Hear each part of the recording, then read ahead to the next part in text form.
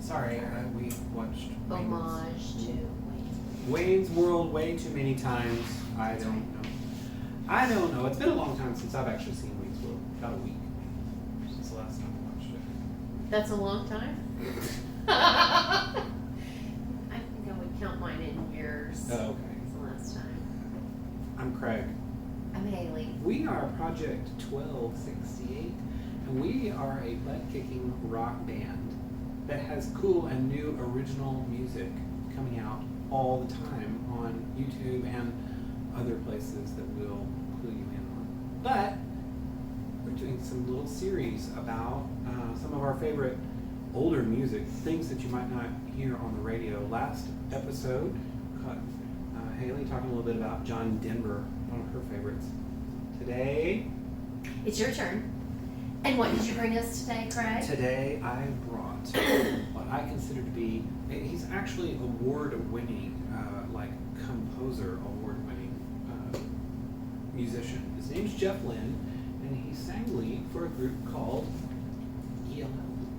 And what does that stand for? That's Electric Light Orchestra. There you go. And I'm telling you, this album just from the cover, it draws you in. It is so intriguing. But this was in the days when album art was so important. So I've got this cover. What has he found? Something he wasn't supposed to, and now they are going to get it back from him. Not happy. And it's interesting because they won't produce music is like background music for something like that. It's not Middle Eastern music at all. That has nothing to do with the album. No, it really doesn't. No, in fact, this was actually in the late 70s. I can actually put on this album and still kind of smell the skating rink. Ooh, stinky feet and sweaty boys. Well, and the shoe leather. And old shag carpet. And the suicide drinks that you made. Oh, yeah.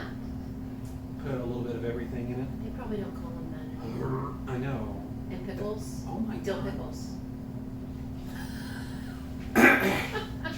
So, anyway. And nachos. Yeah, Ooh, that popcorn cheap, and crappy nachos with the canned cheese and those thick, stale chips. I know. Oh We my lived goodness. for it. We lived for it. So this was a soundtrack of skating rinks, but probably the most famous song and the only one they ever played on the radio that came off of this album was, you got me running, going out of my mind. You got me thinking that I'm wasting my time. Yeah. No, no, no, no, no. Ooh. So, but there was so many great songs on here. Shine a Little Love on My Life. There was a disco classic right there. Also one of the greatest love songs ever. The Diary of Horace Wimp. Diary of Horace Wimp. It was such a great song. I have to be honest, that's probably not on my list of best love songs everywhere because I probably don't even know what it is. I will play it for you as soon as this video ends because it's that good. Anyway, but ELO did several albums over the years. Their greatest hits album is worth listening to.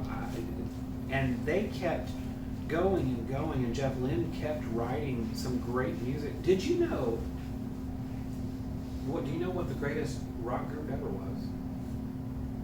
I suppose that depends on who you ask. Right. Who do you think the Well, greatest rock here's group a ever is? we're talking about Jeff Lynne. He was in another rock group. It was called the Traveling Wilburys. Oh, yes. Oh. Okay. Traveling Wilburys was Roy Orbison, Jeff Lynne, George Harrison from the Beatles, Tom Petty from Tom Petty and the Heartbreakers, and Bob Dylan. I've heard of a couple of those. Minor artists. I mean, really, who we It's like the We Are the World of bands. Yeah, except they didn't sit there.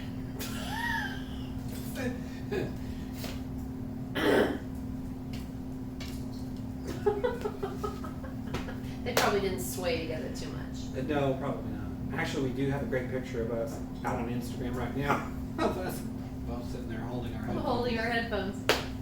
Hey, cool though. I listened to some Electric Light Orchestra. ELO was a great, great band. They had great music. Jeff Lynne is an award-winning composer because they called it orchestra for a reason. He had strings and horns and all kinds of really, really fun stuff that they did. It's a whole nother level of music for the time. But like you were saying about John Denver reminded her of growing up. I would live to get off of the school bus, run into the house, and pop this dude on the record player because it was always just happy music to me because it was That's cool. danceable because I was such a dancer.